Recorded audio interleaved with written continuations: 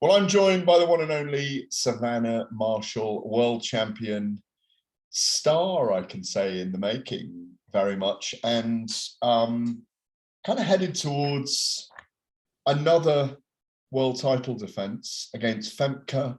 I'm going to ask you first, Sav, how are you, and how much are you looking forward to headlining in Newcastle? I'm good. I'm really good, Gareth. I had my last spar this morning, so that's it now. All the training's done. It's just all little bits of sharpening up to do, and I'm good to go. Week on Saturday, I'll be back in the arena. We've never ever seen you in a sledging trash talking match for, and I asked quite a few other women about it after. Katie Taylor and Amanda Serrano I saw the week after, and Chantel Cameron, and who else did I see? Shannon Courtney, and they were all like, no, it's different to men's stuff. They both meant it. It wasn't an act. There's a genuine rivalry there. They weren't trying to sell the fight. These two women, Savannah Marshall and Claressa Shields, obviously you know all these British women, you're friends with a lot of them, and you've grown up with them. They said, you know, Savannah Marshall and Claressa Shields, it's a massive, genuine rivalry that spans a long, long time, and both women have absolute self-belief that they will become the undisputed. And it must feel interesting that there was so much from that tete-a-tete you had with the ringside in where was it? Was it in Manchester or? No, it was in Cardiff. It was in Cardiff. Sorry, it was in Cardiff. William Eubank. Yeah, definitely. I think that I just remember watching her, and I thought, yeah, she won and she defended a title, and that's what she went there to do. But I thought that, you know, you can't keep ramming down people's throats that you're the greatest and you're this, and you know you're gonna smash someone and you're gonna do this, and then not do it. And not just that, you can't slander me every chance you get on Twitter and press conferences, and then, you know, just expect me to, when it comes to it, just try and give me a fist pump. It just doesn't work like that. Does it give you, did you replay that in your mind, that chat? Does it give you venom and energy and life force to go into camp? Obviously you got Femke first, but does it drive you, having had that kind of very public spat? Not really, because this has been going on. Me and Claressa last, it's nearly been 10 years since me and Claressa last boxed. So this has kind of been going on for about 10 years. So really, we've had little spats on Twitter. We've come face to face before, but nothing really like that.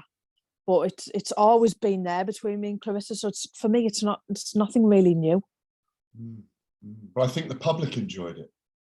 Yeah, I think they did. I think they did. So tell me about Femke. What can we expect from her, and what problems does she pose for you next Saturday night in Newcastle? Femke is probably it's the best opponent I've ever been. Well, I will ever have been in with. She's a former world champion. She's only ever been beaten off world champions. So I've got a very tough night on my hands. She's a switch hitter. And she's definitely coming to win.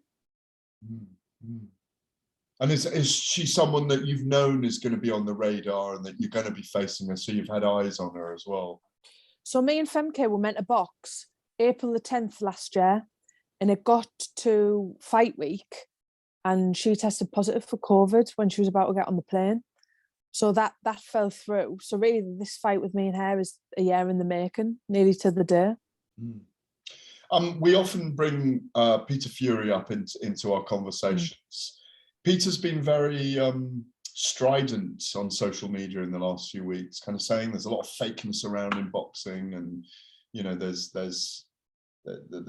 too much back and forth, and you know you can't work out what's true. And he's a very straight talker, Peter, isn't he? And you know, how important is he day to day for you in terms of keeping the balance in your career, keeping the balance of your progress and the details and all of those things?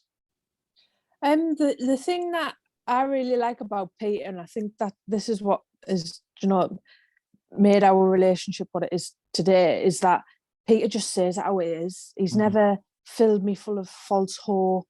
He's never, made me promises. He's never said, oh, we're going to get this fight and we'll do this. And he just says it how it is. And as brutal as it might sound sometimes, I prefer it that way. If I spar horrific, I'd want him to tell me.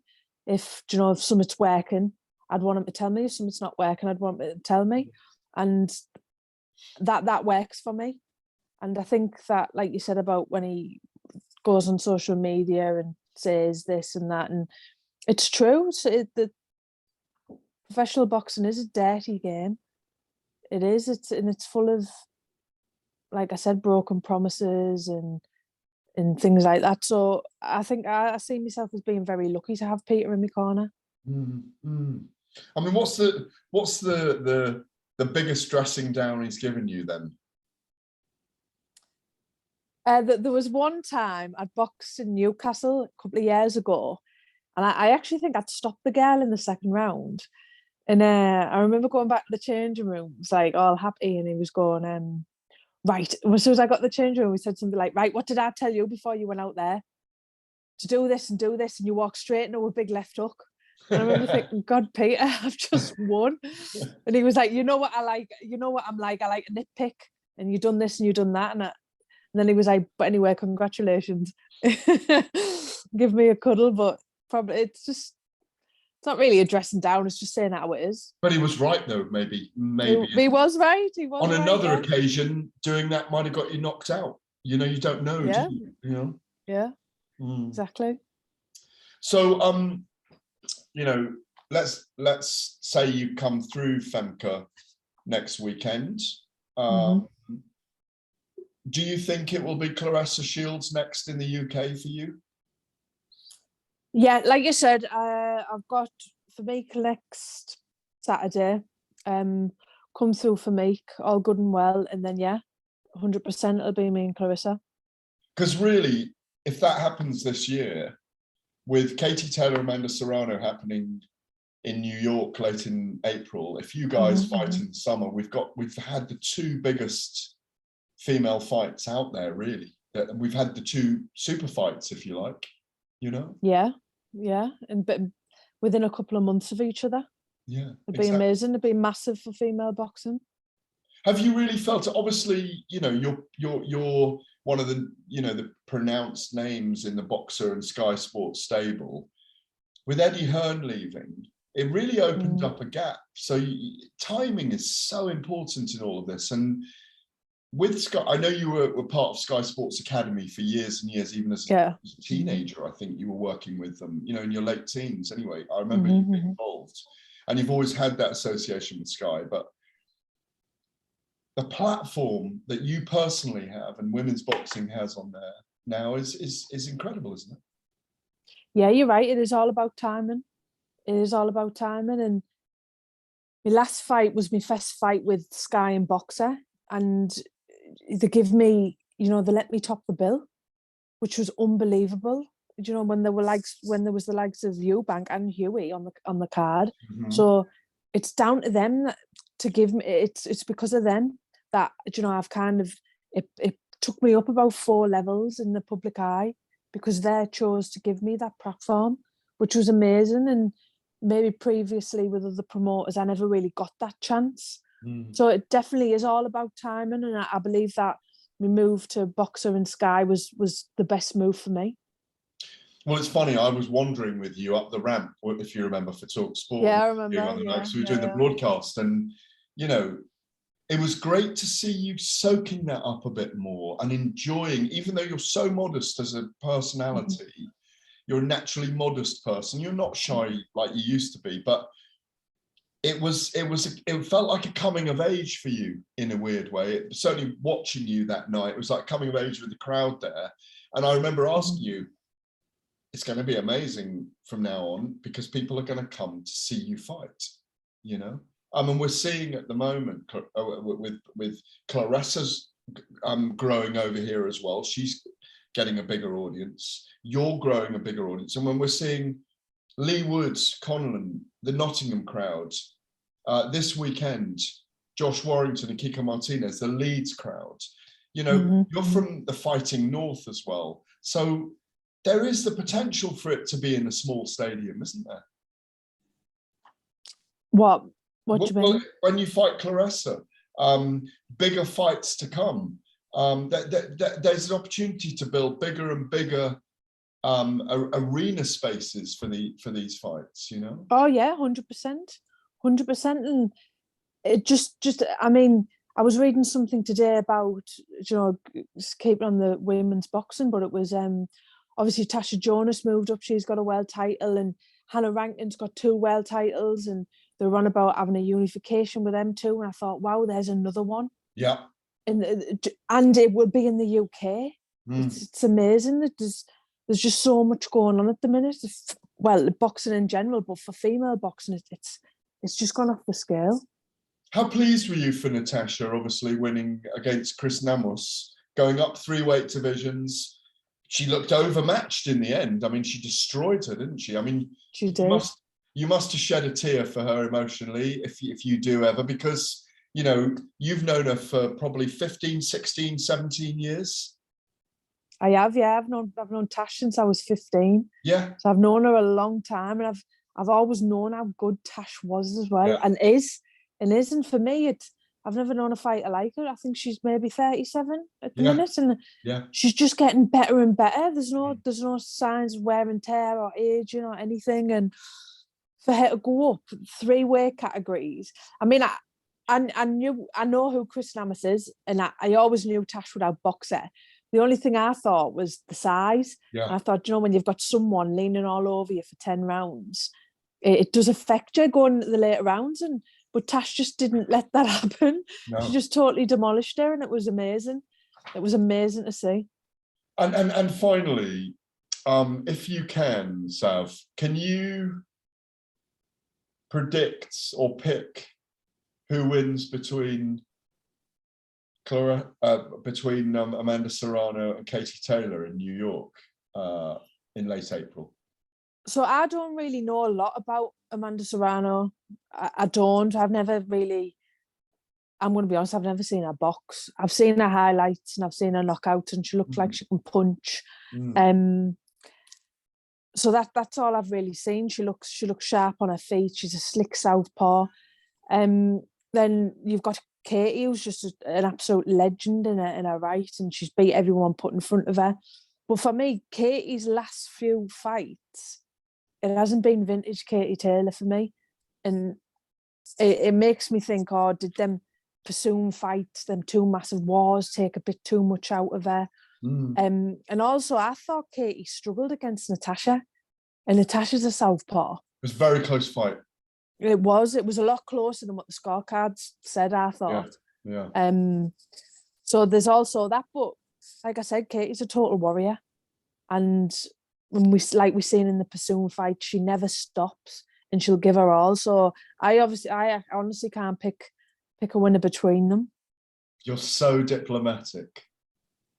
No, because I haven't seen enough of Amanda to say this. And like I said, and when we seen like Kate, maybe is Katie a bit on the slide, but I know she's got a lot of heart, and I know, you know, she'll keep punching till them 10 rounds. So honestly, I couldn't tell you. Claressa Shields knocked 6 bells out of her opponent when you were watching ringside when we were in Cardiff, and and you called a pillow fist, remember? Which seems to ignite the whole thing.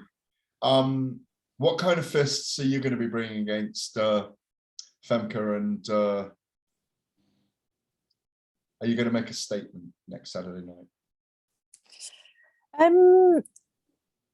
I think for me, she's quite an awkward opponent. Like I said, she's a switcher, and it's the same with everyone who I box. I think, do you know what? I have got the power. I have got the skill. I am smart. I do believe I'm a lot smarter than most people who I box. So there's a way and means around it. I could go in there and, you know, throwing haymakers, and, you know, I'll probably end up going the full 10 rounds. So it's all just about, you know, going out there, seeing what's there, and then building on it, going back to the corner, seeing what Peter's got to say, and that's how that's how it basically goes. I never ever go into a fight thinking, oh, I'm going to knock someone out here, because you know, you see it yourself when you see people shouting that. It never really happens. But you want to make a statement.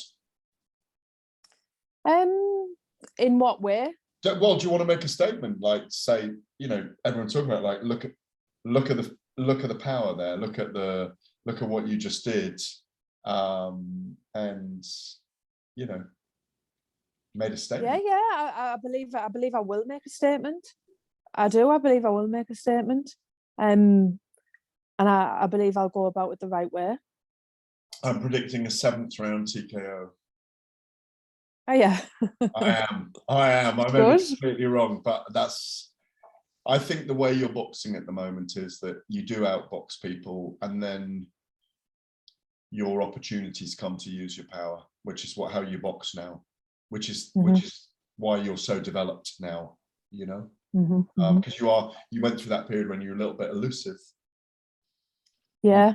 And but now you switch it up, and you know, like you say, I think I see if I can say, I see the Fury effect, you know.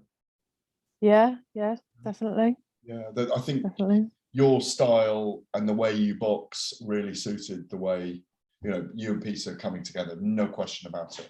Absolutely no question. Sav, I'm going to let you go to training. It's great to see you. You've chilled me out today talking to you. I feel like my heart rate's at 45. It's at 45. Yeah. Oh yeah, that's what April says. She says, "Oh, Chiara." She went, I'm a bit erratic, but when I talk to you, Chiara, it's quite soothing. Absolutely, you've completely soothed me. Yeah, well, it's great to see Gareth. you.